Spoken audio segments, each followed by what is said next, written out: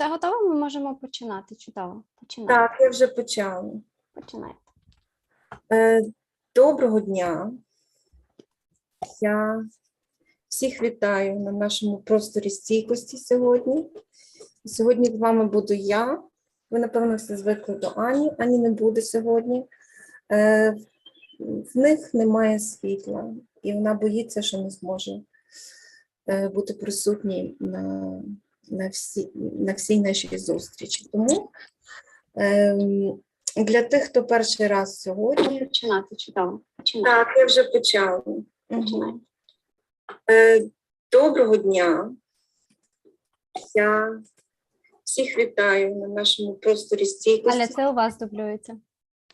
Так, я бачу, що в мене дублюється. Сьогодні з вами буду я. Ви, напевно, всі звикли до... В мене дублюється, але я хотіла би запросити, напевно,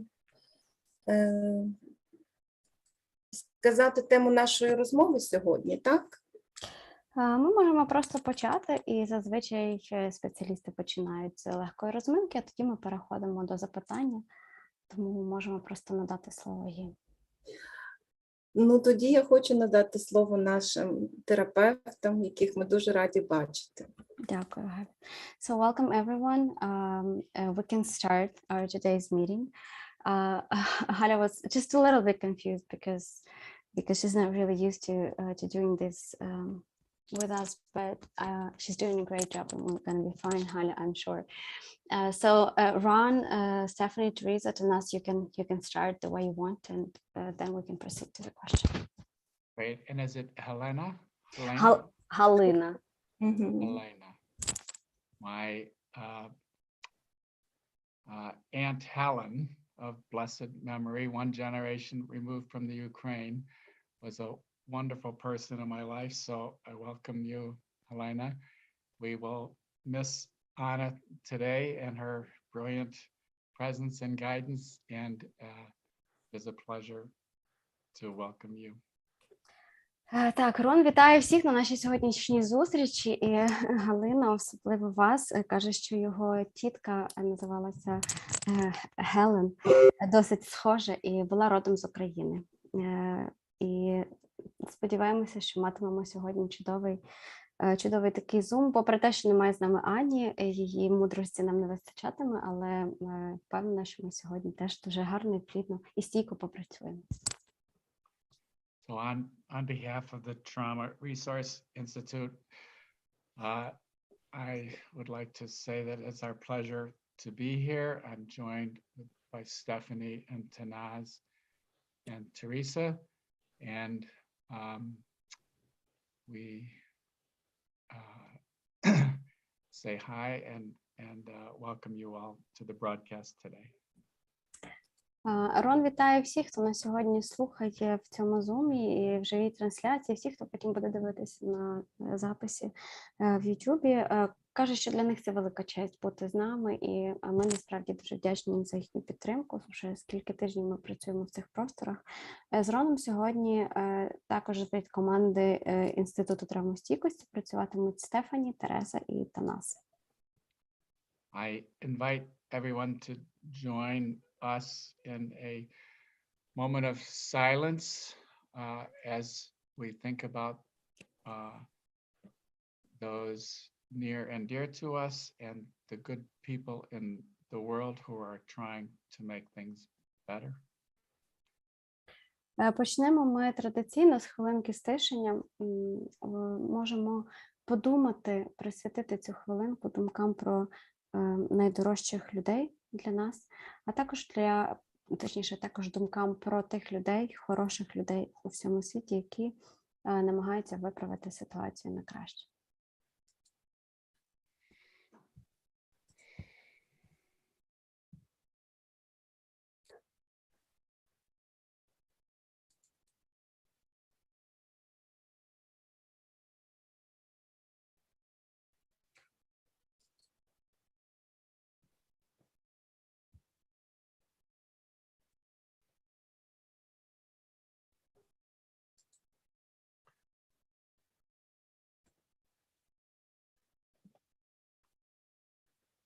Okay.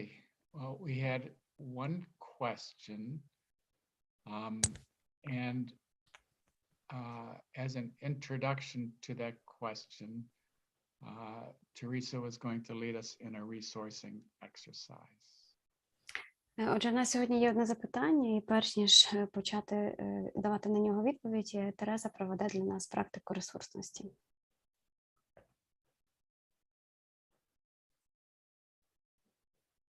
Good morning, and thank you for having us. It's an honor to be here. I invite you to join me in a resourcing exercise. Тереза всіх вітає на цьому ефірі. Доброго дня, доброго вечора. І запрошую приєднатися до практики ресурсності. So if you can sit nice and relaxed, and I invite you to close your eyes if you like, or you can keep them open, or you can, whatever makes you comfortable. Отже, сядьте зручніше, так як вам зручно. Можна очі тримати розплющеними, можна заплющеними, як зручніше. And I invite you to think back on a time in your life. It can be when you're a child, a teenager, your adult life. And think of a time when you felt very accomplished. І пригадайте собі якусь ситуацію в своєму житті, в дитинстві, можливо, в підлітковому віці або в дорослому віці. Таку ситуацію, в якій ви почувалися такими дуже наповненими. It can be a time from, if you're a child, you won a sporting event, or you graduated from college. These are just some examples. Наприклад, це може бути, коли ви були дитиною, це, можливо, якась була спортивна подія, або день, коли ви випускалися з університету. So I invite you to think back on that moment and try to recreate the scene around you. Who was there with you? What are some of the smells come in? What are some of the sounds? Did people congratulate you?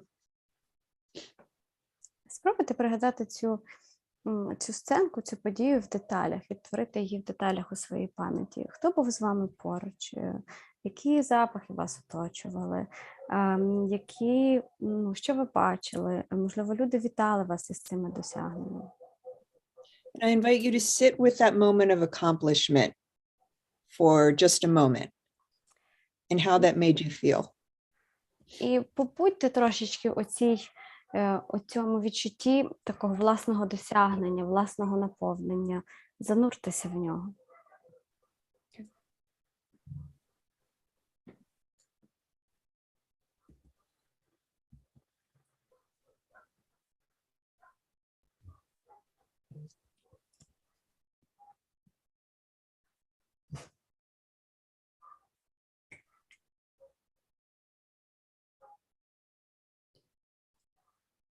Now, as you're thinking back on that moment, are you noticing any sensations happening in your body that are pleasant?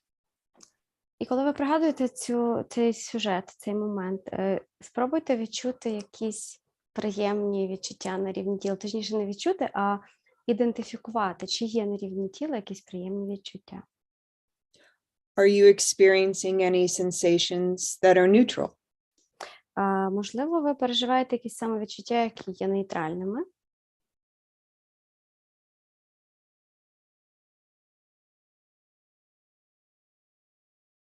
So let's deepen your resource and look around you. Who are some of the people that are with you, if there's anybody with you? You mean like right now or in that scene? Or in that scene. Okay, thank you. І Тереза пропонує поглибити трошечки цей досвід, цей свій ресурс. Спробуйте умовно озирнутися в тій сценці, в тій події, яку ви пригадуєте. Хто був з вами? Хто зараз поруч із вами? And as you think of those people around you, I invite you to notice if thinking on that creates any sensations that are pleasant or neutral. І коли ви думатимете чи згадуватимете це, то спробуйте помітити самовідчуття на рівні тіла, які відчуваються приємно або нейтрально. Okay. Is there anyone who would like to come off mute and share what their resource was? Or Тереза- write it in the chat? Тереза пропонує, за бажання можна поділитися своїми ресурсами, про що ви думали чи що ви уявляли. Можна увімкнути мікрофон або ж написати про це у чаті.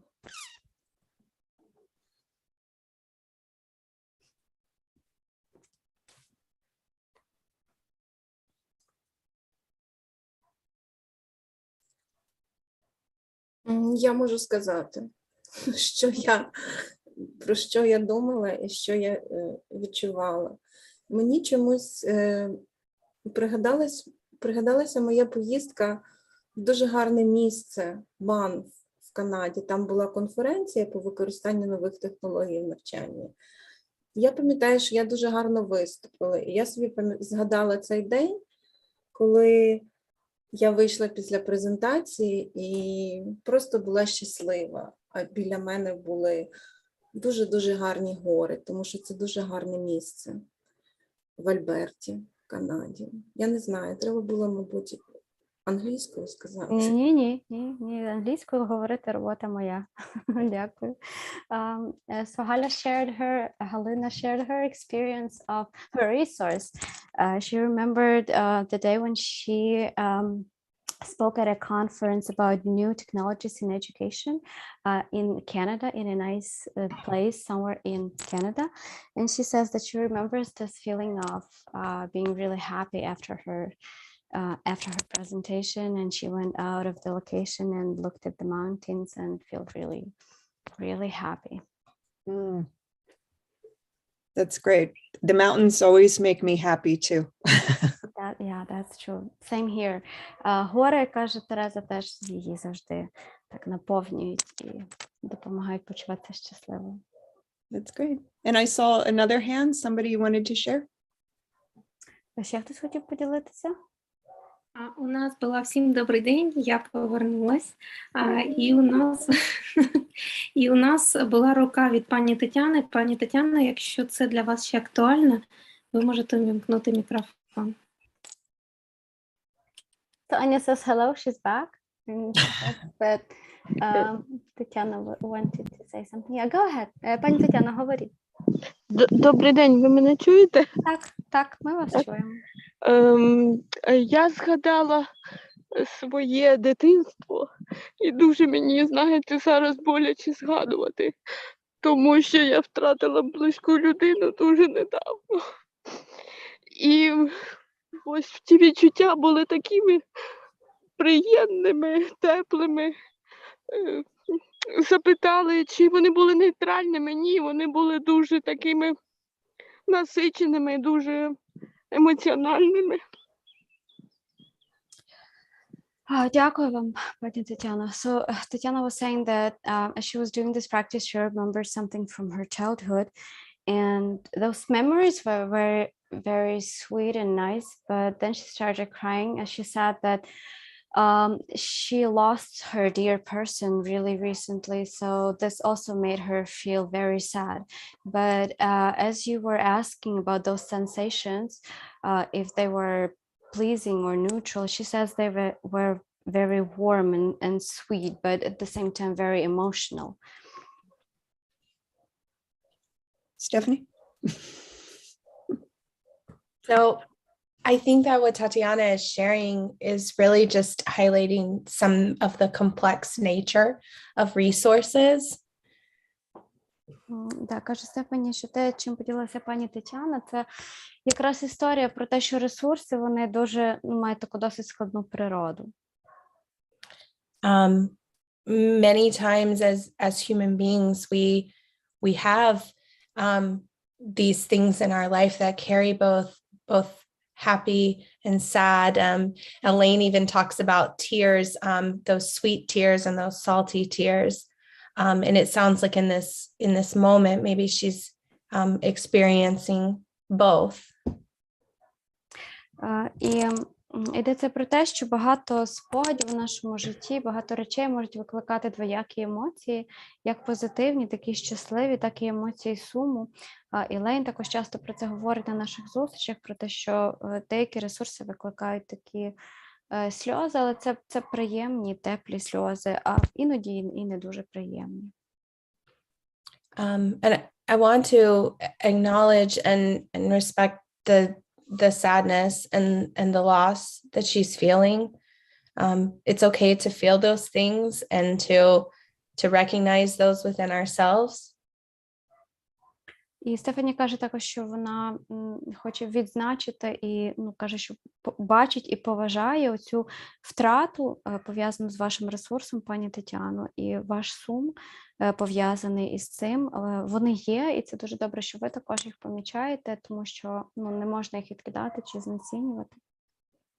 And I think in this moment we're reminded by Tatiana about what else is true, in that even as we're experiencing the sadness and the sorrow of a loss, we can also feel the warmth and the happiness and the joy that came from having that person in our life and being connected to that person. Тому що в таких ситуаціях ми також можемо подумати про те, що ще правда, це те запитання, яке ми часто собі задаємо, а що ще правда? А правда те, що попри втрату і попри цей біль і сум, які пов'язані з ними, у нас все одно залишається тепло і радість, пов'язані з тим, що людина ця була у нашому житті.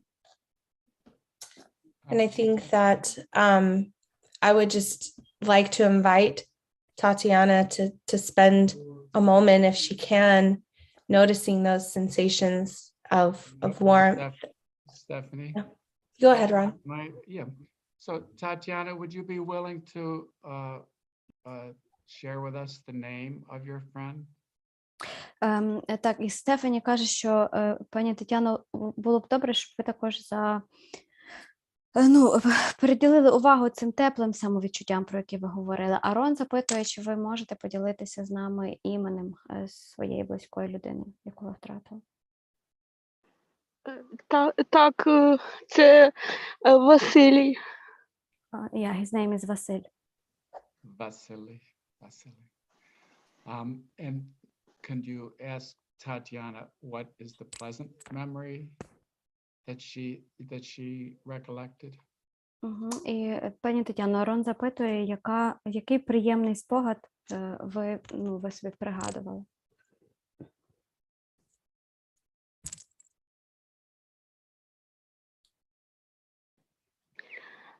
Це звичайний вечір в родинному колі. Таке близьке, тепле спілкування між родиною. She says it was just a regular evening in a family circle with this very warm and nice conversation between family members. And what other family members were there? А які ще, пані Тетяно, члени родини були присутні? Нас було 3. There were 3 of them. Does she remember, were they eating or drinking? Was it around a dinner? Where was it? Пані Тетяно, ви пам'ятаєте, як це було? Ви щось їли, пили? Це було за вечерею чи як? Ні, ми просто дивились телевізор і спілкувались, розмовляли. They were just watching TV and talking to each other.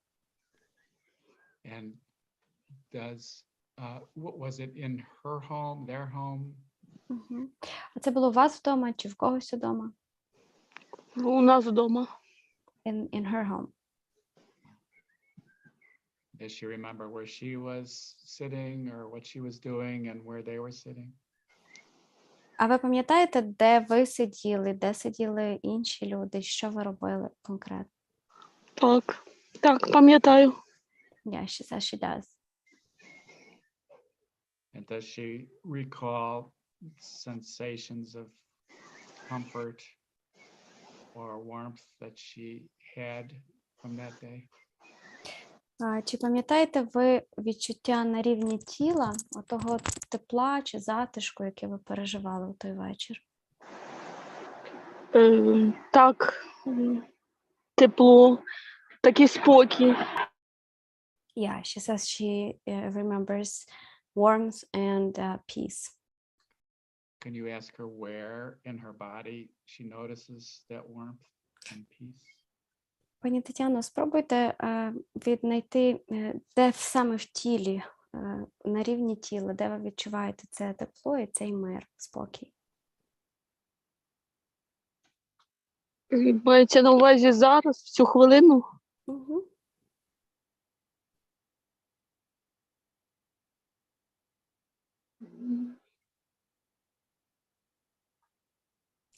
She was asking right if it's right now at this moment. Yes, yes. Ви знаєте, я зараз знаходжусь на вулиці, на природі, скажімо так, і дуже спекотно. She says she's outside right now and it's really, really hot outside. I think we can hear birds chirping on the background from her mic. Так, пані Тетяно, я чую, як у вас пташки співають. Так, дійсно, звуки природи. Yeah, she said those were the sounds of nature, about the birds. Ah, okay, okay. And were there sensations of warmth inside of her also as she thought about that night with Vasily? А коли ви пригадуєте той вечір з Василем, чи є у вас відчуття тепла десь всередині тіла? Так, так, є, дійсно. Yes, she does have those sensations. And can you ask her if she's able to notice where inside her those sensations? If she's able to do that, I don't know. Пані Тетяно, якщо зможете, спробуйте віднайти якесь конкретне місце в тілі, якщо це можливо. Якщо ні, то це не обов'язково.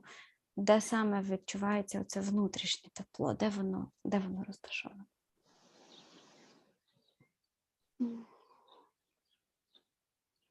Напевно, в серці. In her heart. In her heart. I invite her to just notice the sensations in her heart for a moment longer. Пані Тетяно, затримайтеся трошечки увагою на цьому відчутті тепла в своєму серці.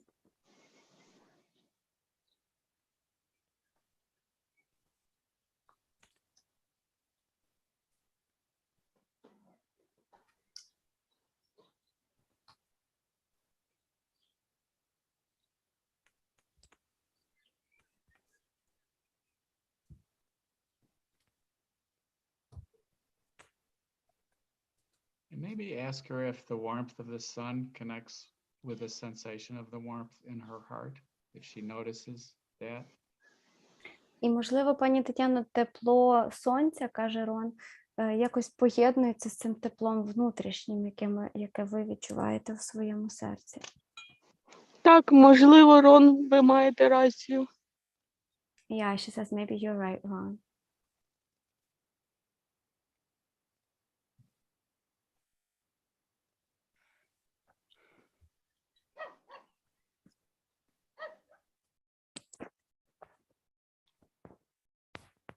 So I was wondering if she'd be willing to ask us, to tell us a little bit about Vasily and what happened to him. Пані Тетяно, Рон запитує, чи хотіли б ви розказати нам трошки про пана Василя і що з ним сталося? Ой, мені, напевно, буде дуже важко говорити. Вибачте, напевно, ні. Добре. She says she feels it will be very difficult, so no. Okay, okay.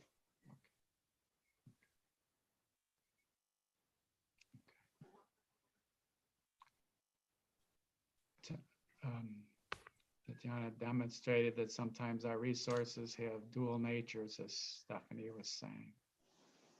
The pleasant memories, but also painful.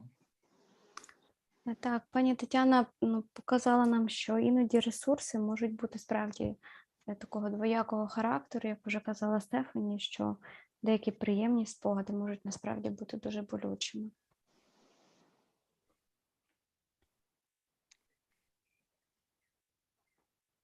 And I would invite her to consider how the silly might be wanting her, might be counseling her about how to manage now.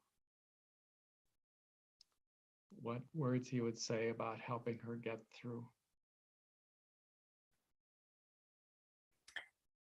Пані Тетяна, Рон каже, що можете спробувати подумати про те, як пан Василь міг би вас підтримувати зараз, як він би міг допомагати вам, яку пораду він міг би вам зараз дати, щоб ви пережили ці емоції, які ви переживаєте, які слова він міг би вам сказати, щоб вас підтримати, щоб ви дали собі раду з тим, що ви зараз переживаєте.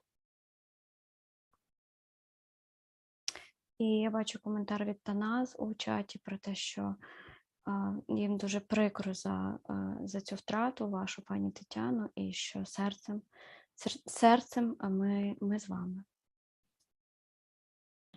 Дякую вам. Yeah, she says thank you. I just read out Tanaz's comment in Ukrainian. Thank you. So please thank Tatiana, and we can, I think, move on. Дякую вам, пані Тетяно, за те, що ви поділилися. Дякую вам. Я думаю, можемо рухатися далі.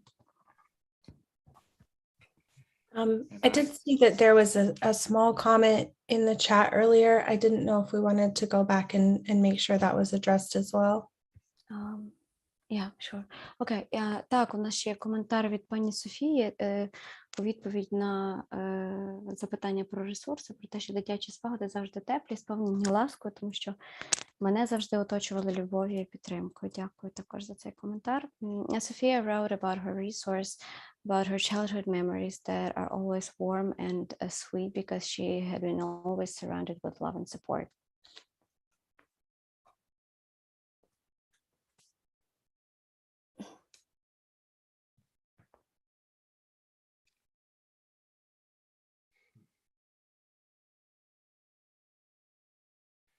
Did you want to read the question, Natalia, that was before today, or Stephanie?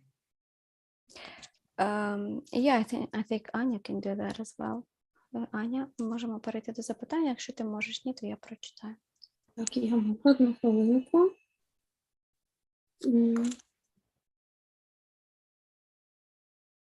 І наше запитання про наступне. Зараз багато людей втратили роботу з різних причин. Вони були вимушені переїхати в більш спокійні регіони, багато підприємств закривається, таке інше. Особливо важко тим, хто має дуже вузьку спеціальність, як знайти ресурс, засвоїти нові навички, знайти себе на новому місці, перебороти страх і невизначеності, коли ти шукаєш нову роботу. Дякую. So Anya just read the question in Ukrainian.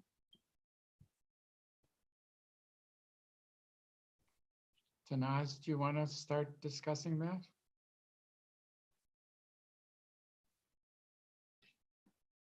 Thank you, Ron. Thank you, everybody, for having us here. And Tatiana, our hearts are with you. And we hope that being in community offers you some level of comfort. Таназ вітає всіх і каже, що велика честь для них тут бути. І каже, що пані Тетяно, серцем ми з вами і сподівається, що перебування в цій спільноті хоча б трохи додає вам якоїсь утіхи у вашій втраті. I would like to share about the brain, the hand model of the brain, which we've seen before, and Stephanie is going to kindly pull up the slide because we have a translation in Ukrainian, so that may make it easier for us to follow. Окей. Та нас каже, що спочатку хочу нагадати про модель мозку, як працює наш мозок, а Стефані зараз нам покаже слайд, перекладений українською. І так нам, можливо, буде трошки легше орієнтуватися. So with the question that was asked about work, there is an assumption there that our learning center should be active and online. And in times of trauma and in times of crisis and war, it may not be. So let's explore a little bit more deeply about that. Отже, в нас є частина мозку, яка відповідає за когнітивну функцію, за опрацювання інформації, за мислення, і вона потрібна для того, щоб виконувати багато таких побутових речей і для того, щоб, наприклад, навчатися чи працювати, але в часі стресу чи в часі, наприклад, війни, як ми зараз живемо, вона часто вимикається, як переходить в неробочий режим, і зараз ми поговоримо про те, чому і що з цим робити. We've spoken before about the resilient zone and how the resilient zone is a space where we can hold a number of emotions and still show up as our best selves. Ми раніше говорили про поняття це зони стійкості. Зона стійкості – це той простір або той стан, в якому ми можемо перебувати, переживати низку різних емоцій, не обов'язково таких рівних емоцій, але при цьому все одно проявляти себе з найкращої сторони. And so in our resilient zone, we can be angry or excited or sad or even feel grief, but we still have access to our learning center. І в зоні стійкості, коли ми перебуваємо, ми можемо там відчувати абсолютно різні емоції, в тому числі злість, захопленість, там сум якийсь, чи навіть горе. Але все одно ми, перебуваючи в зоні стійкості, ми маємо доступ до цієї частини мозку, цього навчального центру. And when traumatic events happen, like war, we get bumped out of our resilient zone. І коли стаються якісь травматичні події, от вони тут зображені такою червоною блискавкою, наприклад, війна – це травматична подія, то нас викидає зі зони стійкості. So we can get bumped into the high zone because we're always hyper-vigilant and worried about what danger is coming next. Or we can go into our low zone because we are so afraid and feeling anxious about the danger that's coming next. And that depends on each individual. It'll be different for each of us depending on how our nervous systems are wired. І нас може викинути або у верхню зону, це зона збудженості, тому що ми постійно перебуваємо в такому стані надмірної настороженості щодо того, а що буде далі, чи готові ми далі до наступних якихось випробувань. Або може викинути вниз у зону пригніченості, де дуже сильний страх, дуже сильна тривожність, і різні люди переживають це по-різному. Тобто в яку зону ми вилітаємо, це залежить від того, як налаштована наша конкретно особисто наша нервова система. Which way do you tend to go?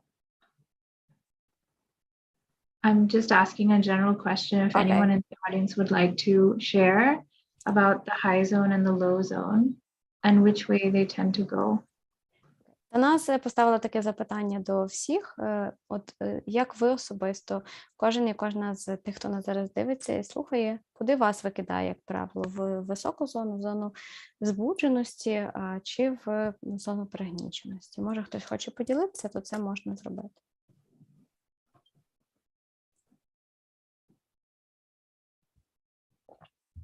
Can it be both? I see Anya's hand up. Okay. Please go ahead. Так, Аня. Мені здається, якщо я так зараз згадую мирні часи, мені здається, що, власне, в мирні часи мене частіше викидало в зону збудженості, Зараз під час військового стану, коли я дуже втомлююсь від цієї великої напруги, мені здається, я частіше випадаю кудись в нижню зону. Тому, мабуть, це залежить ще від ситуації, в якій знаходиться людина. Окей, дякую. Так, Аня каже, що раніше. Так, Аня, бачиш, так, я молодець, в мене не включився навчальний центр. Аня was saying that earlier during like before the full-scale war, she would get bumped out in her high zone, but now she says it's more often low zone. So she says she guesses this probably depends on a situation, like on general life circumstances, maybe. And then we also have a comment from Sophia in chat that she says she gets mostly bumped out into high zone. Так, і також у нас є в чаті від Софії, що її викидає частіше високо, а Тереза написала, що і туди, в залежності від подій, або, точніше, або в ту, в залежності від події. І Стефані написала, що можуть бути різні реакції, тобто або високо, або в низьку, але часто сама ситуація визначає, тобто від ситуації залежить, куди нас викидатиме. I just read out the comments that you put in chat, Stephanie and Teresa, in Ukrainian. Thank you. Thank you. So sometimes we can, depending on the event, get bumped into the high zone or get bumped into the low zone. We can always go both ways. It just depends. And sometimes we can go from the high to the low and never be in our resilient zone, which is what we want to be in, ideally, to have access to our learning center, to do the work we need to do. І Тана скаже, що справді може викидати або в зону збудженості, або в зону пригніченості, в залежності від обставин, можливо, також. Дуже часто буває так, що ми вилітаємо, наприклад, в зону збудженості, а з неї різко падаємо в зону пригніченості, не залишаючись надовго у зоні стійкості. Але в ідеалі нам би хотілося перебувати, власне, в цій зоні стійкості, бо саме там ми маємо доступ до нашого робочого мозку. Tanaz, I'm going to interrupt for just a moment to respond a bit more to Anna's question. Please, Ron, go ahead. Okay. So when we're in the high zone, we may want to do activities that down-regulate us into the resilient zone, like finding resources that calm us and soothe us, listening to quiet music, for example. Коли ми потрапляємо в зону пригніченості, Рон каже, що хоче трошки прокоментувати, Аня, твій коментар.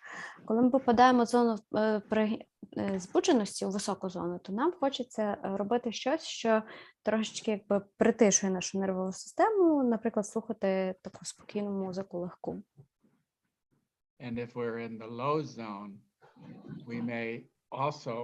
we also want to do activities that get us into the resilient zone by up-regulating ourselves, which might be getting up and walking around, exercising, walking in nature, listening to music that has a stronger beat and gets us moving. А коли ми потрапляємо в зону пригніченості, то нам краще робити щось, що нас трошечки піднімає нашу нервову систему до стану стійкості. Наприклад, можна піти на прогулянку, або посидіти на природі, або послухати навпаки якусь активнішу музику, таку енергійнішу, з таким сильним ритмом, наприклад. What's most important is to notice that we are out of our zone and then take action to address that. Тут головне просто зрозуміти і відчути, що ми вилетіли зі своєї зони стійкості і що потрібно зробити щось, щоб себе туди в неї назад повернути.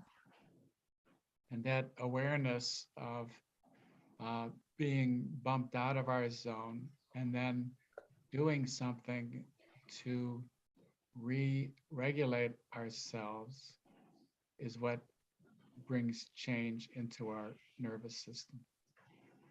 І оця усвідомленість того, де я зараз перебуваю, в якій я зоні зараз перебуваю, в високій чи в низькій, чи я хочу щось зробити, що я можу зробити, щоб повернути себе назад в такий збалансований стан нервової системи. От, власне, оця усвідомленість допомагає змінити ситуацію і змінити стан своєї нервової системи.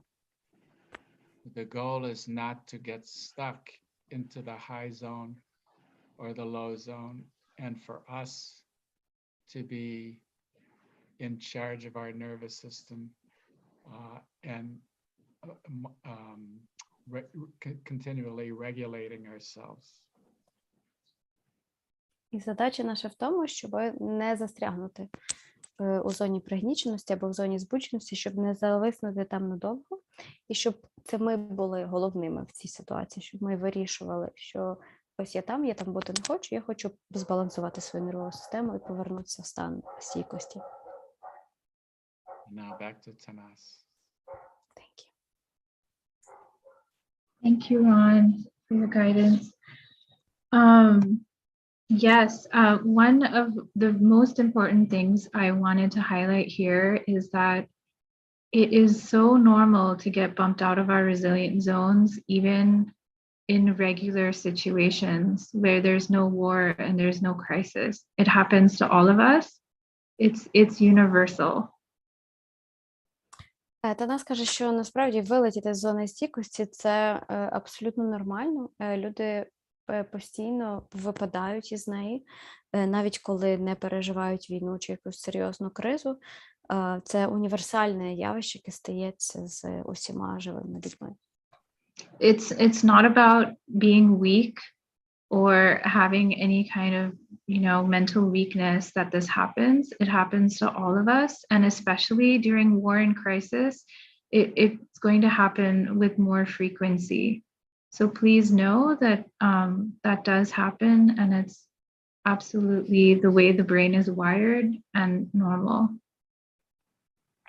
І оце вилітання з зони стійкості, воно не є ознакою якоїсь психічної слабкості чи там власної неспроможності щось робити чи взяти ситуацію під контроль, тому що це стається, як сказала Танас, навіть коли довкола не відбувається війна, навіть в нормальних життєвих ситуаціях люди вилітають зі своєї зони стійкості. Просто зараз такі ситуації, в які українки і українці переживають, це ставатиметься частіше. So our goal is not so much to stay in the resilient zone, because nobody can really do that, but it's to widen our resilient zone over time by practicing the skills so that we can hold more challenges while still having access to our learning centers.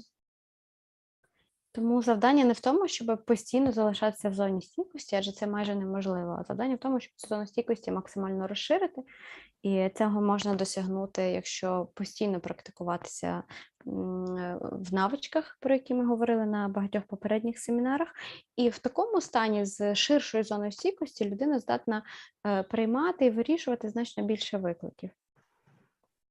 So understanding the structure and the function of the brain can also help us with what we want to develop in terms of widening the resilient zone.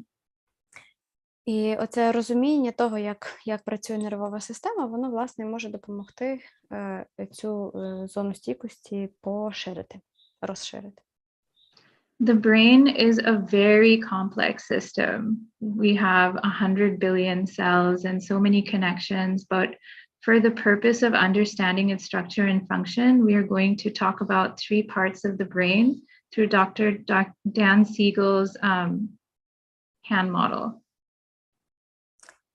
Але оскільки мозок дуже складна штука, то там сотні мільярдів нервових клітин і нервових зв'язків, тому для спрощення, для простішого розуміння ми поговоримо про таку 3-частинну модель доктора Дена Сігела, яка допоможе нам зрозуміти, як він працює.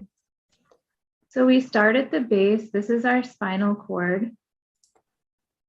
Все починається, Танас показує свою руку, я не буду показувати.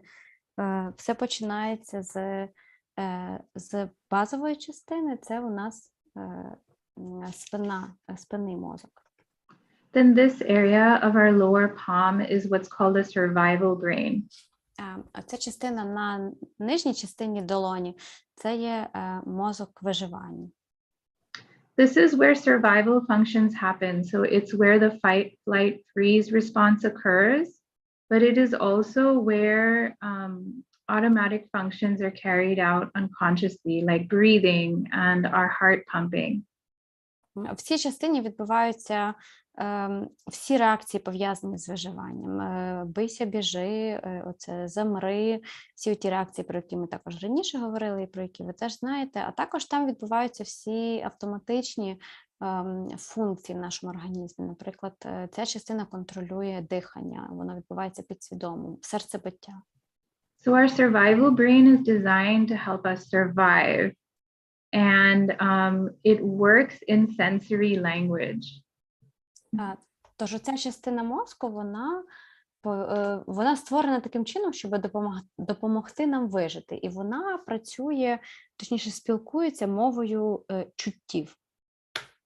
This means that in this part of the brain, we are going to be responding to sensations and not to words. Це означає, що ця частина мозку реагує не на слова, вона реагує на самовідчуття на рівні тіла і на чуття як реакції органів чуттів. That means that when we are bumped out of our zone, when someone has had a really difficult event, telling them through words to calm down doesn't work usually, as you may have noticed. А це означає, що коли людина вилітає зі своєї зони стійкості, і ми намагаємося словами сказати чи пояснити, щоб вона заспокоїлася, або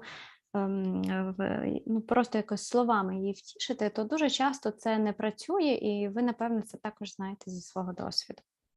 Receiving sensory cues of safety is what helps calm this part of the brain down. І заспокоїти цю частину мозку можна за допомогою тілесних сигналів про те, що нам зараз безпечно. And as all of you know from practicing, all of the CRIM skills are based on sensations, on reading and tracking our sensations. І як ви вже знаєте, з використання моделі стійкості спільнот, всі практики, які входять до цієї моделі, вони ґрунтуються власне на роботі з тілом, на щитуванні того, де що відбувається в тілі, і на тілесних самовідчуттях. The next part of our brain is our limbic system, which also houses the amygdala that I'm pointing to here if I fold my thumb down. Наступна частина мозку – це лімбічна система, і до неї також належить мигдаловидне тіло, яке ось зараз на руці та нас виглядає як великий загнутий палець. This is also known as the emotional part of our brain. І це емоційна частина нашого мозку. This is the part of the brain that assesses risk. Ця частина мозку оцінює ризики. And if we find those sensory cues of danger, the amygdala, or the smoke alarm of our brain, is alerted, which is housed here. І якщо вона вчує якісь ознаки небезпеки, то вона увімкне такий умовну пожежну сигналізацію про те, що є якась небезпека. If the amygdala is activated, then the fight, flight, freeze response goes online. Якщо активується мигдаловидне тіло, то у нас вмикається одна з реакцій бийся, біжи або замри. And the more recent part of our brain is this part of our brain, which is the cortex. І наймолодша частина нашого мозку – це ось загнуті пальці та нас, це наша кора мозку. The cortex is the most important part of the brain for the purpose of the answer of this question, because it is where our learning center lies. І у відповіді на запитання, про яке ми сьогодні говоримо, власне, кора є найважливішою складовою, тому що саме в ній відбуваються ці всі навчальні і робочі мозкові процеси. It is called the thinking brain because it integrates all of the information and the input from all parts of our brain, and it decides what we need to do, how we need to make decisions. І ця частина мозку називається мислячим мозком, тому що вона збирає всю інформацію від усіх інших частин мозку, і вона вирішує на основі працювання цієї інформації, що нам робити, куди нам рухатися, і як нам діяти в тій чи іншій ситуації. It is the part of the brain where we get our cognition from, so thought and language, and our ability to express and communicate through words. Саме з цієї частини мозку ми формулюємо мову, думки, ми спілкуємося з її допомогою. And within the cortex, the prefrontal cortex, which is this knuckle down to my fingertips, is the most important part. І от там, де Танас показувала на згині пальців, там у префронтальній корі знаходиться найважливіша частина мозку. This is the part that's responsible for beliefs and morals and judgment. Це частина, яка відповідальна за переконання, за мораль і за те, як ми приймаємо рішення. When we're talking about our problems or we're trying to think of solutions, we're usually talking about this part of the brain. Коли ми говоримо про якісь проблеми або шукаємо рішення цим проблемам, то це йдеться про ось саме ту невеличку ділянку кори. So when this part of the brain is engaged in online, we are able to learn, we are able to take in new things, we are able to integrate, we are able to come to situations that are difficult and use our wise and good judgment. І коли ця частина мозку активована, коли вона включена, то ми можемо виконувати всі ті речі, яких від себе очікуємо в плані мозкової роботи, давати раду складним ситуаціям, приймати рішення, оцінювати ситуацію. When we're in our resilient zone, this part of the brain is engaged in online. І коли ми в зоні стійкості, то ця частина мозку абсолютно включена і працює. When we're in our high or low zones, this part of the brain is usually not engaged, and it looks like this, which Dr. Dan Siegel calls flipping our lids. І коли ми перебуваємо у зоні збудженості або пригніченості, то ця частина мозку відключається. От як Тана зараз показує на долоні, вона просто вимикається, вона не робоча. So we are unable to integrate new information or take in new things and assimilate them because our amygdala, which we talked about, has activated the fight, fright, freeze response of the survival brain.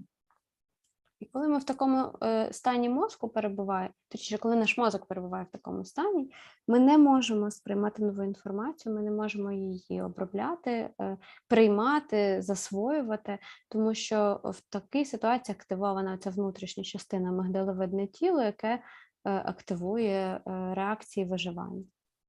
We practice the CRIM skills because they work in the language of sensations. And they help us bring our prefrontal cortex and the cortex back online. І навички моделі стійкості спільнот, про які ми говорили на багатьох попередніх сесіях, власне, практикуємо для того, що вони допомагають нам залишатися у зоні стійкості.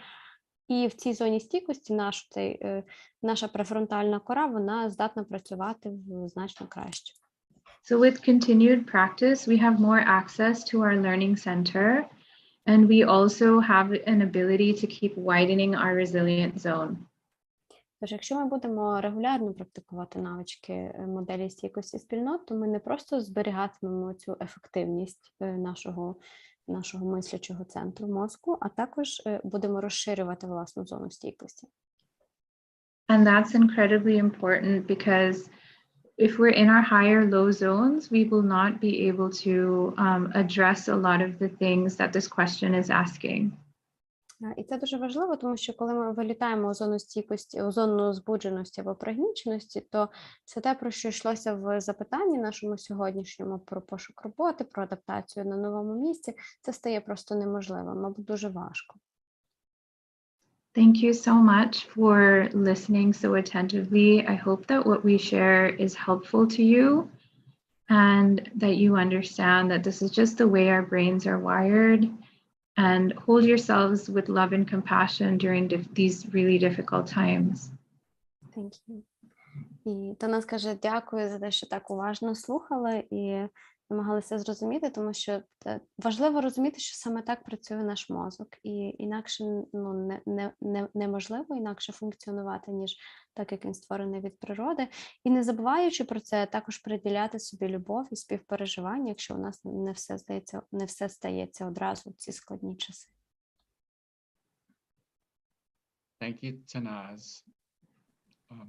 We didn't know, Natalia, if EdCamp was provided links to resources for people with employment questions.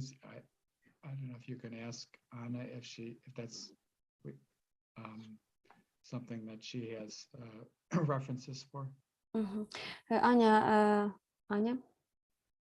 Рон запитує, чи має EdCamp якісь покликання на ресурси, наприклад, з пошуком роботи або щось подібне? Чи можемо ми поділитися чимось таким з людьми, які поставили запитання? Я спробую пошукати і додам в дописі до нашого вебінару після вебінару. Aня says she will try to look something up and maybe add those links to the description of the webinar as it goes up on YouTube as a recording. So there's two parts that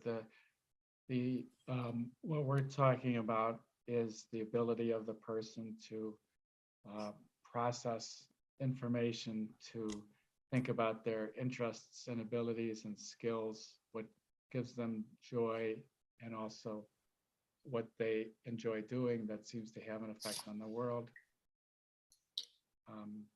And then being able to look for those resources and connecting with agencies or links that will help them find those resources. Арон каже, що у відповіді на запитання тут є два таких аспекти. Перший аспект – це, власне, такий індивідуальний, чи можемо ми себе привести в такий стан стійкості, з якого ми найкраще діємо як професіонали, в якому ми здатні почувати позитивні емоції, переживати радість, відчувати там свої навички професійні і так далі. Це одне. А другий момент – це, власне, про пошук роботи як процес, як якісь покликання, ресурси, віднайдення того, де взагалі це відбувається і так далі. Are there any comments or questions, concerns that anyone would like to raise? Можливо, у когось є на цей момент запитання, зауваження або коментарі, то, будь ласка.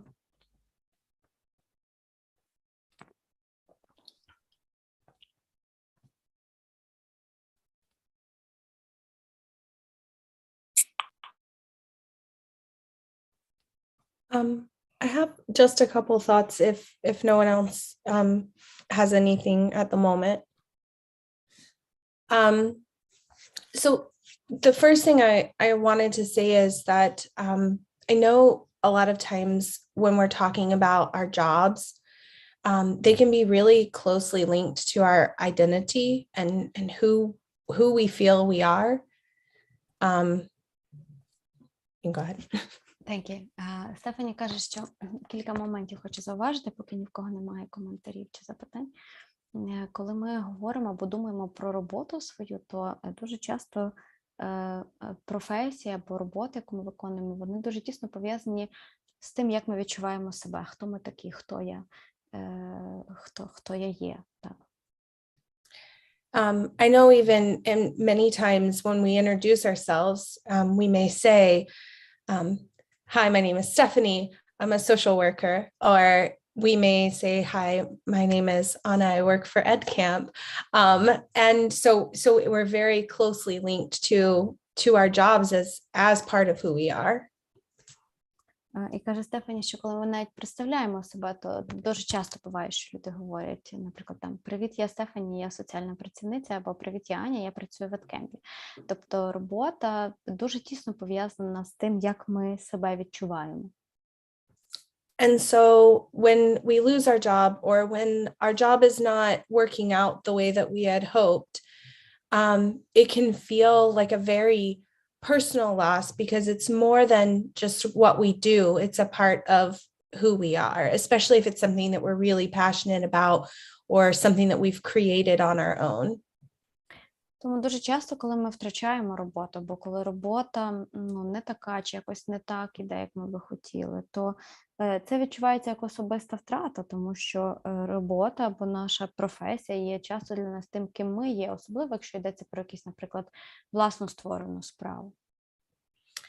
And during those times, it can be really easy to get stuck, I would say, especially in the low zone, where you start to feel like maybe what you are contributing is not enough, or it's not worth it, and it can be really easy to get stuck in that space when you've experienced a loss like that. І коли ми втрачаємо роботу, каже Стефані, дуже легко застрягнути десь поза зоною стійкості, зокрема, наприклад, в зоні пригніченості, тому що в такому стані людина може мати думки на зразок, я недостатньо старалася, або те, чого я роблю, замало, або взагалі, що я нічого не вартую. І це дуже така може бути особиста втрата. And so I hope that what has been highlighted throughout the conversation today, talking about the brain and the resilience zone, and even spending a lot of time on our resources, is how we can get out of that stuck zone and recognize what else is true about ourselves and our situation and who we are as a person that is more than how our job defines us. І тому, каже Стефані, те, про що ми сьогодні говорили про мозок, про те, як він влаштований, про те, як ми вилітаємо з зони стійкості і чому нам важливо в ній залишатися, тому що мозок працює найкраще, коли ми там. Оце практика ресурсності, яку ми мали і яку розбирали і говорили про це трохи. Все це допоможе, Стефані сподівається, допоможе нам усім зрозуміти, що навіть коли ми втрачаємо роботу чи не можемо знайти роботу, варто фокусуватися на тому, що ще правда, і шукати якісь інші аспекти своєї ідентичності, які залишаються в силі. Віднаходити себе, віднаходити сили, повертати себе в зону стійкості і вже з цієї зони пробувати ставати якось на ноги в цій ситуації.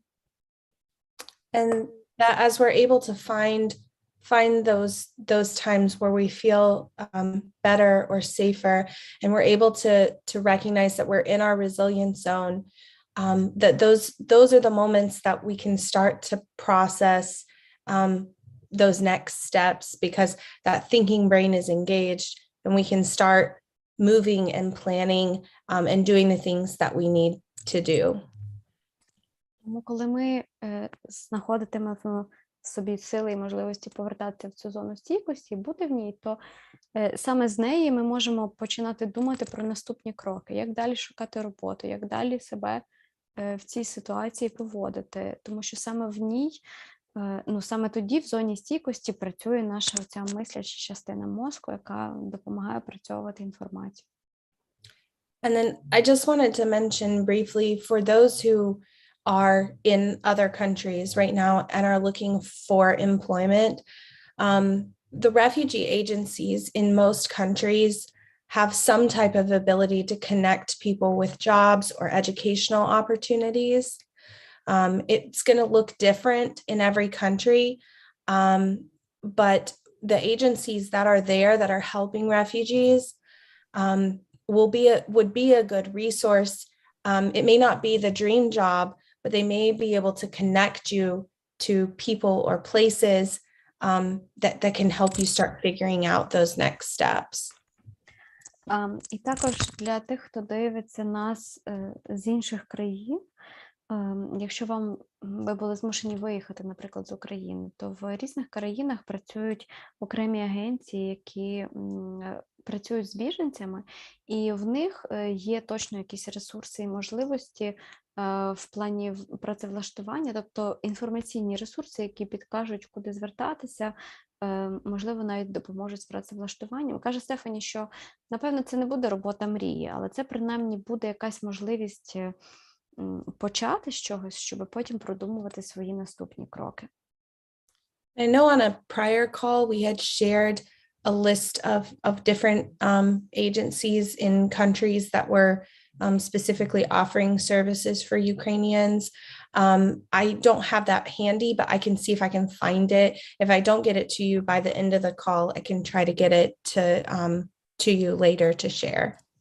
Okay, thank you. І каже Стефані, що на якомусь із попередніх наших вебінарів був список, Аня, можливо, ти десь його зафіксувала, був список, власне, агенцій, які працюють в різних країнах Європи, конкретно з українськими біженцями і біженками, і, можливо, варто також його десь поширити. Якщо Стефані зараз до кінця розмови нашої не знайде і не кине в чат, то потім надішле нам пошту, і ми теж, напевно, зможемо його прикріпити до опису відео.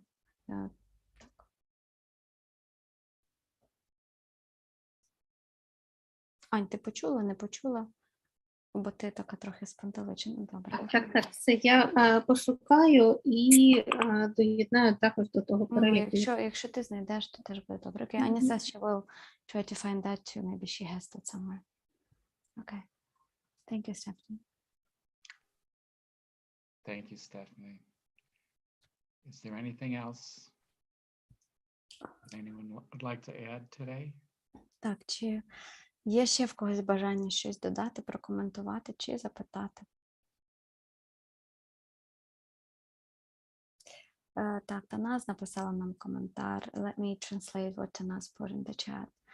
Написала коментар про те, що часи зараз складні, будьте до себе милосердними і обіймайте себе з любов'ю, зі співпереживанням. І знайте, що ви робите все, що можете у таких винятково складних обставинах. І що вони всі думають про нас, і ми в їхніх серцях. Thank you so much. That's so sweet and supportive. You always put it in a very supportive and nice way. Thank you. Thank you so much. What Anya and you do in terms of holding space for everyone is such a great, magnanimous act of love, that you show up here and you stay so grounded and translate our messages and allow everyone to communicate in such a beautiful way at such a critical juncture in the world's history, not just Ukraine's history. And for that, I'm deeply grateful. Thank you. Так, Танас каже, що Аня, те, що ми з тобою кожен раз приходимо сюди і створюємо цей простір, де люди можуть спілкуватися і відчувати підтримку, це теж дуже цінно, тому що ми всі зараз переживаємо, як вона сказала, такий критичний вузол у світовій історії, не тільки в історії України. І велика подяка нам усім. And we are really grateful to all of you showing up every day, every time we see each other and sharing your wisdoms and skills. That's really important. I do feel grounded thanks to these sessions. Thank you so much for being here for us.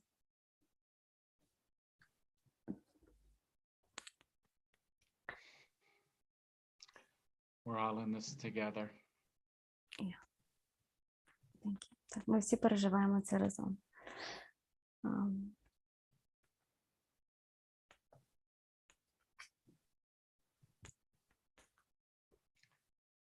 So thank you all for all you do and for the light you shine for the rest of us.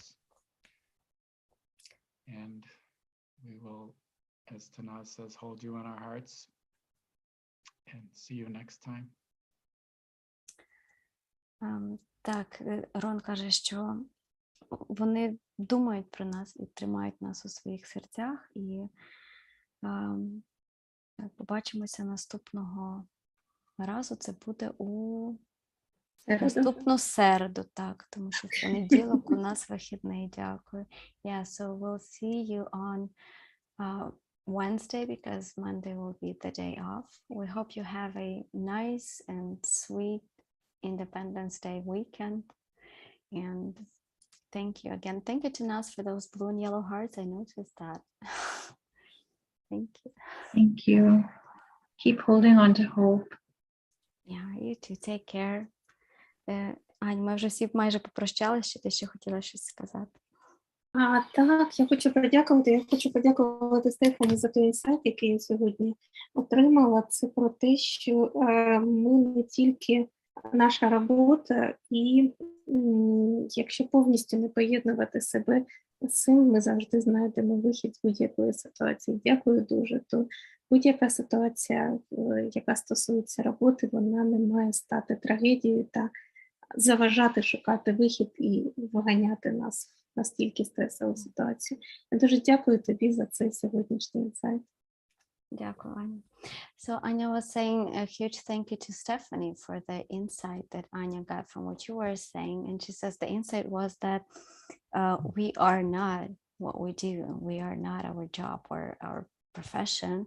And as you think of yourself as of something or someone bigger than just your job, you would not make your job loss a tragedy every single time. You wouldn't like dive into it, and then you'll be able to see something else and maybe start looking for new opportunities. So thank you for sharing those thoughts, and thank you everyone for being here with us today. Аня, на цьому до середи, так?